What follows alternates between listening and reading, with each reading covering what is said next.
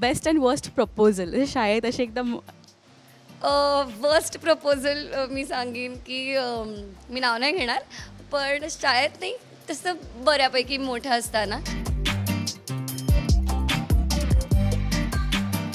My best and worst असं या गेमचं नाव आहे, ज्यात तुला तुझ्या बेस्ट अँड वर्स्ट गोष्टी सांगायच्या आहेत. ओके, फर्स्ट आहे बेस्ट आणि वर्स्ट ट्रिप सांगायची मला.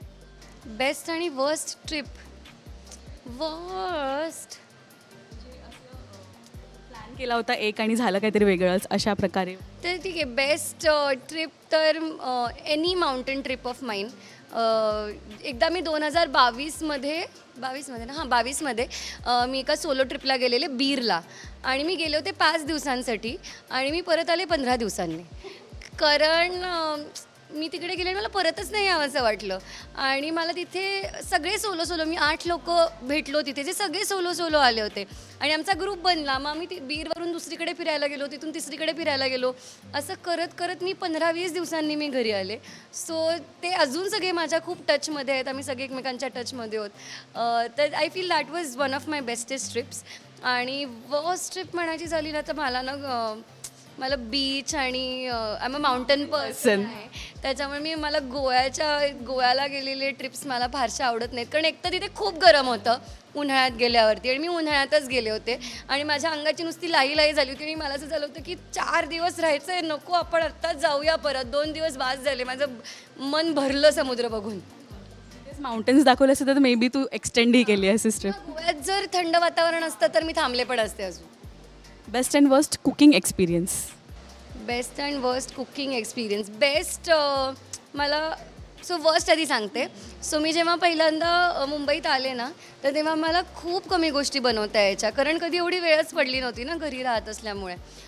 त्याच्यामुळे माझा भातही गंडायचा, डाळही माझी गंडायची, पाणीच जास्त व्हायचं, किंवा मला डाळींमध्ये डिफरन्शिएट करता यायचं नाही की तूर डाळ कोणती, चणा डाळ कोणती होतं बरंच. नाही, आता मला कळतं, किंवा आता ना ते पॅकेटवरती लिहिलेलं असतं ना तेवढं.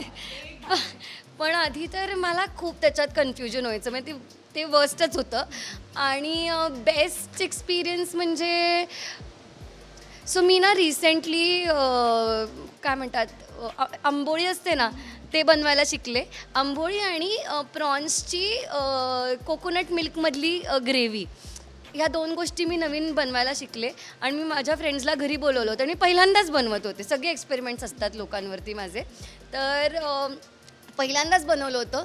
आणि ते इतकं अप्रतिम झालं होतं, कारण मी रेसिपी वाचली आणि मग शेवटी ते एक असतं ना, तुला पण होत असेल कुकिंग करताना, की लिहिलेलं असतं 2 चमचे किंवा काय, पण एक आपल्या मनाला वाटतेच, आपल्या मनातून आपल्याला बास आता, तोपर्यंत मी टाकल्या होत्या सगळ्या गोष्टी आणि ते खूप कमाल झालं होतं.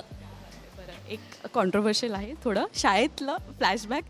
बेस्ट अँड वर्स्ट प्रपोजल शाळेत असे एकदम. वर्स्ट प्रपोजल मी सांगेन की मी नाव नाही घेणार, पण शाळेत नाही तसं बऱ्यापैकी मोठं असताना एक मुलगा होता जो मला सतत येऊन प्रपोज करायचा. म्हणजे मी त्याला खूपदा विचारायला, मी सांगितलं की नाही बाबा, मला आत्ता हे काय करायचं नाही आहे, मी लहान आहे खूप, मला आणि मला घरी बिरी पण माझ्या हे काय असलं चालणार नाही. तर मी सांगितलं होतं की नको म्हणून.